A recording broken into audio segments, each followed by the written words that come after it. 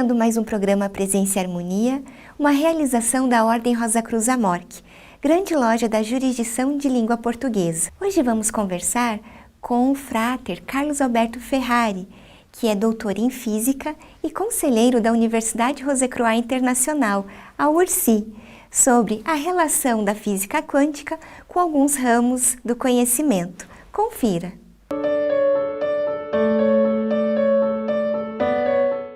Frater Ferrari, muito obrigada por atender o nosso convite e estar conosco aqui no programa Presença e Harmonia. Eu que agradeço o convite. Frater, como físico, quando que o senhor começou a se interessar pela física quântica? Olha, na realidade, quando eu fiz o curso de física, eu não sabia exatamente o que fazer ainda na vida, dar aula, tal, coisa do tipo. Aí meus professores me sugeriram para eu ir para São Paulo no Instituto de Física Teórica. E lá eu fiquei um bom tempo estudando partículas elementares, onde se utilizava muito essa ferramenta de pesquisa que é a física quântica, a mecânica quântica. Depois de um certo tempo, eu fui para a Unicamp. E lá dei sequência nesse trabalho de aplicar física quântica em matéria condensada. Antes eu estudava partículas elementares e usei essa mesma ferramenta para estudar, fazer pesquisa em matéria condensada. E nisso eu fiquei mais ou menos uns 20 e tantos anos trabalhando em cima disso, até me aposentar. E depois me ocorreu o seguinte: durante todo o tempo eu estudei a quântica, essa ferramenta que não tem dúvida que é poderosíssima assim, para estudar o universo, estudar a matéria em si. E me ocorreu o seguinte: já com a liberdade de não ter que não responder tanto assim pelas minhas atividades como acadêmico de uma universidade, eu comecei a pensar o seguinte: será que essa ferramenta não daria sustentação também para o ser humano, para as coisas do ser humano? Entende? Então, durante um bom tempo eu fiquei pensando nisso. E aí eu tive a sorte entre aspas, né, de entrar em contato com livros e com pessoas que estavam fazendo aplicações assim um pouco fora do ambiente acadêmico, né? Foi daí que eu me interessei, assim, eu falo, poxa, olha, quântica pode estar relacionado com a medicina tradicional, a quântica pode estar relacionada com a psicologia, comecei a perceber que a quântica poderia estar relacionada com uma série de coisas mais. E aí quase que um trabalho assim autodidato, quase não, bem autodidato mesmo, comecei a me aprofundar nisso e ler muito. E estou mais ou menos há uns mais de 10 anos nisso daí, procurando essas ilações da física quântica com áreas de conhecimento, né? E é muito interessante que as pessoas que se envolvem em conhecimento, isso é uma tradição já do ser humano, que quando elas se relacionam com ciência, ela se sente mais confortável em desenvolver as ideias que ela está tendo. E a mecânica quântica se presta muito para isso daí, principalmente com as novas interpretações dos conceitos quânticos através da consciência. E que ligação que a gente pode falar que existe, né, justamente entre a física quântica e a consciência? Isso. Logo que fizeram as primeiras sugestões, não levaram muito a sério, porque a consciência não é nada, não tem nada a ver assim com matéria, entende? É uma energia extremamente sutil ou coisa do tipo, mas era bem assim numa concepção de mente e matéria, bem cartesiana.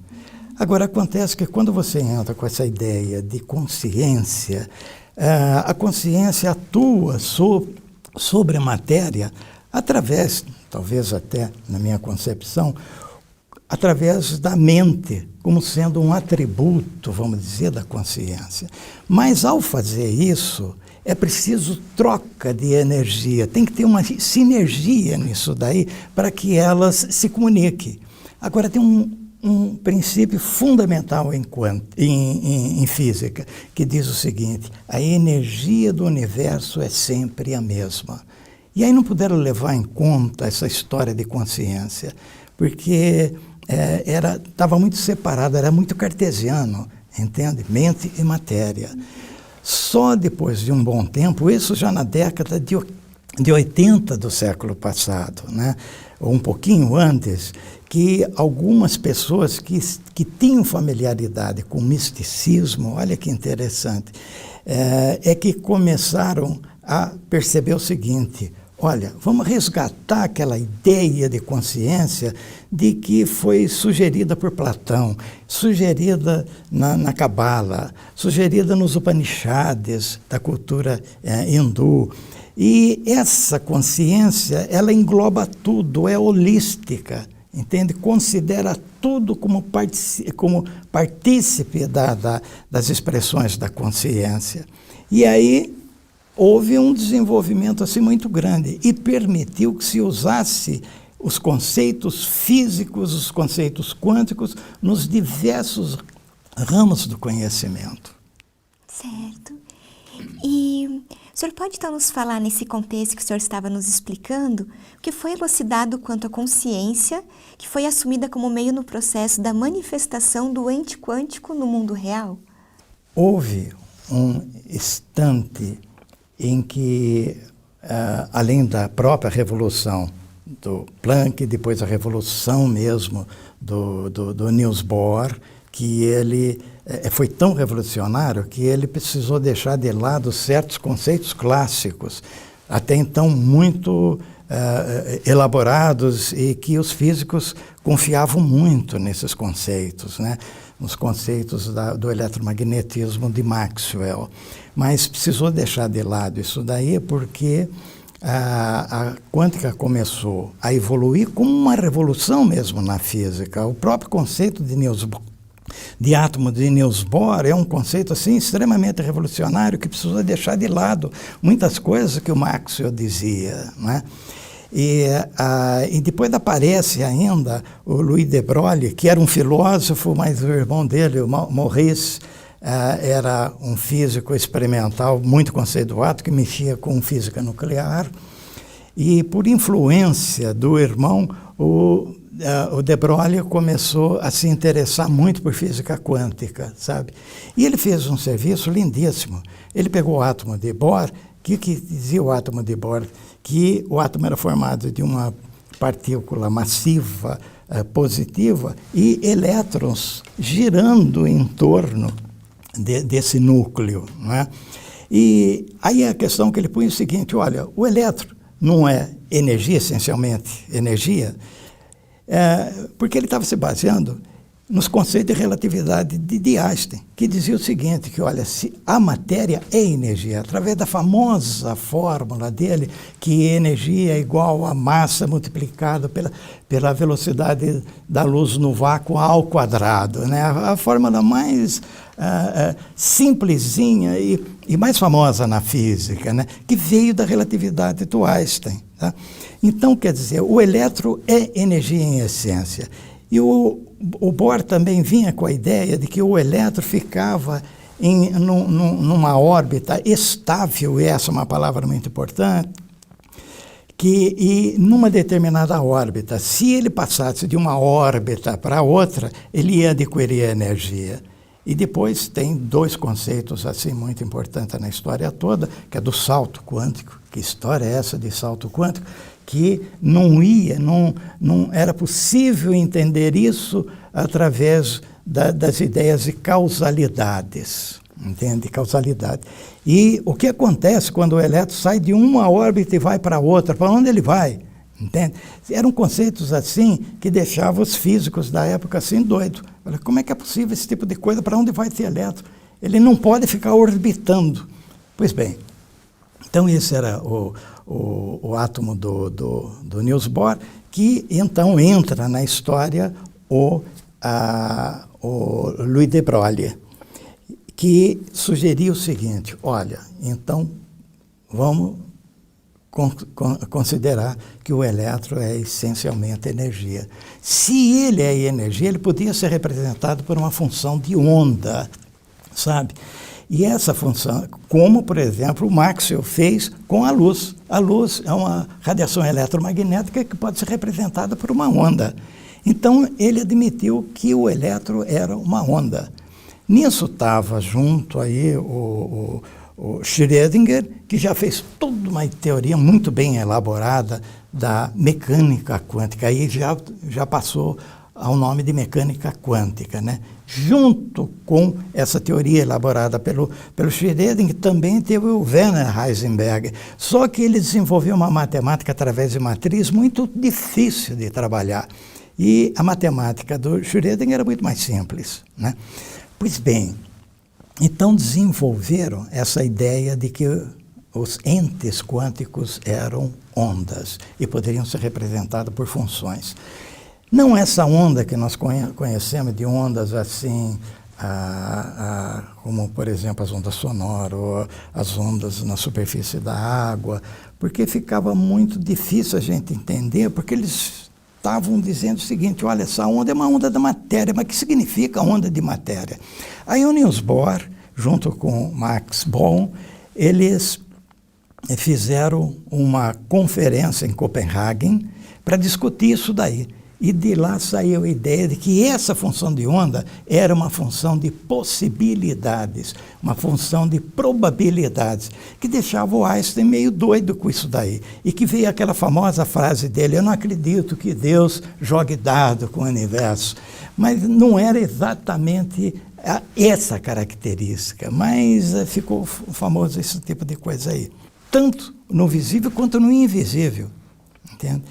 E daí deu oportunidade, inclusive, a se falar de não localidade quântica, que é uma das coisas lindíssimas. Isso que até o senhor pode nos explicar o que é não localidade quântica? Olha, antes vamos entender direito o que vem a ser a localidade, para depois a gente comentar a não localidade. Por exemplo, quando você pega um objeto e tira a mão dele, eu sempre gosto de dizer isso para os meus alunos: a gente tira a mão do objeto, o que acontece? Ele se movimenta em direção à Terra. Isso daí não é a realidade. Não é a realidade, porque ele se dirige em relação à Terra e a Terra se dirige em direção a ele. Só que a gente não percebe por causa das diferenças de massas, entende? Então, quando a gente vê alguma coisa caindo, a gente fala: pô, olha, esse objeto caiu na Terra, a Terra atraiu ele. A gente nunca fala que esse objeto também atraiu a Terra, né? E acontece que, para ocorrer esse fenômeno no mundo clássico, no mundo newtoniano, há uma troca de informações, há uma troca de sinais. E você pode dizer o seguinte, que a Terra emitiu tem um campo que atrai esse objeto, que é um campo quântico. Nunca ninguém ainda conseguiu determinar esse campo cuja o elemento fundamental dele seria os gravitons. Ainda não se conseguiu. Tá? A gente fala em fótons, em fônons, isso e aquilo, mas no caso da gravidade ainda não se conseguiu determinar esse negócio, mas está prestes aos físicos determinar esse tipo de coisa. Pois bem, esse é um processo local, porque há uma troca de informações, tá? O objeto está aqui, há uma troca de informações entre o objeto e a Terra, para que haja essa movimentação. No caso da não localidade, que foi determinada em 1982 por Alain Aspect e a equipe dele,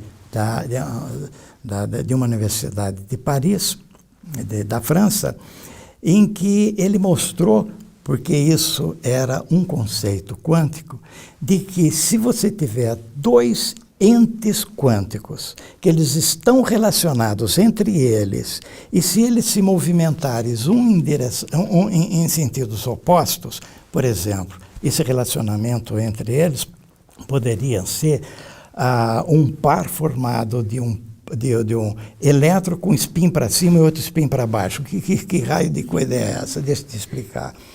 Nunca ninguém viu e botou o dedo num elétron, nunca conseguiram ver, mas sabe os efeitos dele, né? Acontece o seguinte, que o elétron é uma carga negativa. E se essa carga girar em torno dela mesma, aparece um campo magnético nela. Se o elétron girar nesse sentido, aparece um campo magnético num determinado sentido. Se ele girar em sentido oposto, aparece outro sentido, na mesma direção em outro sentido. Pois bem, o Pauli, esse é um princípio de Pauli, dizia o seguinte, que é possível que dois elétrons estejam no mesmo estado quântico se um tiver spin para cima e o outro tiver spin para baixo. E os físicos sabem fazer isso daí, fazer um par desse tipo e fazer com que eles se distanciem até bastante um do outro.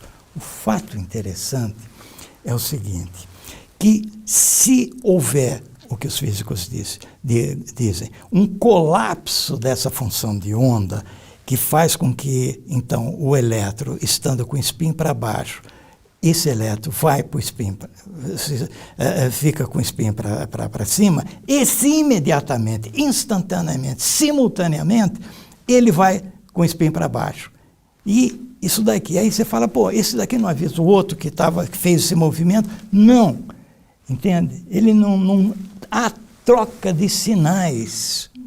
Isso também deixava o Einstein doido, entende?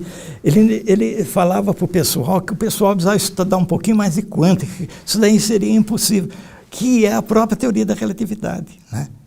A teoria da relatividade é uma das coisas mais lindas matematicamente que pode ter, né? E ele morreu em 1955, falando para os físicos que os físicos deveriam estudar um pouquinho mais de quântica, olha.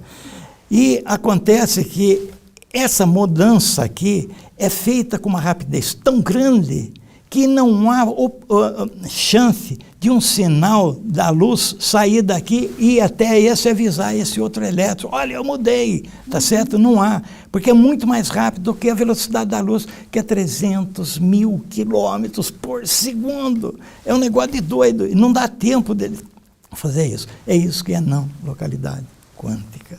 Certo. E, Frater, essa consciência que nós falávamos, né, assumida pela física quântica, traz recursos para relacionar a ciência moderna e a espiritualidade? Com certeza. Aí que está também a beleza da coisa. Acontece que, no caso da espiritualidade, muito dos conceitos dela exigem uma abstração muito grande. E que, em princípio, você fala, bom, se você for um pouco cartesiana, você fala, bom, essas coisas acontecem lá em cima, numa outra dimensão, aqui a dimensão é outra. E acontece que, nesse conceito de consciência, não existe mais essa fronteira entre o mundo invisível com o mundo visível. As coisas estão totalmente relacionadas, entende? E na espiritualidade isso é fundamental para que você possa relacionar as coisas de outros planos com esse plano. Veja o conceito de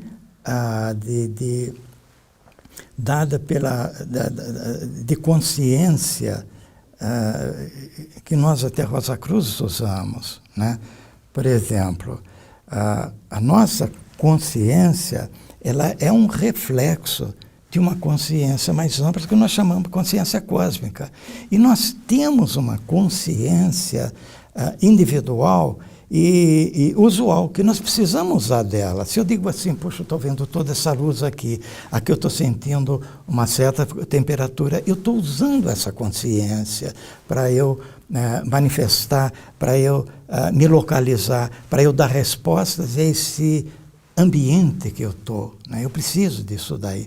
Mas acontece o seguinte, que essa consciência é um reflexo de uma consciência mais ampla. E nós já ouvimos diversas vezes, e isso está aí nos escritos sagrados, que nós somos a imagem e semelhança de um ser superior. Olha, a imagem e semelhança não é na forma, lógico que não é. A gente não cabe, não faz dessa afirmação absurda. E essa semelhança é outras coisas. E por que não a consciência? Sim, não é? Verdade.